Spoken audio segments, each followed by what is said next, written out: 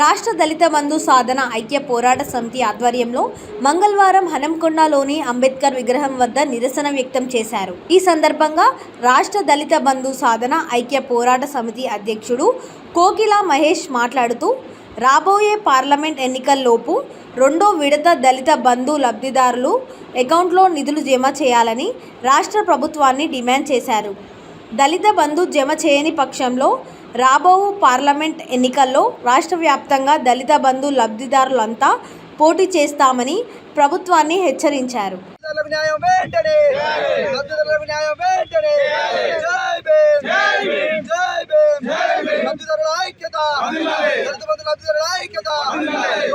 Ambedkar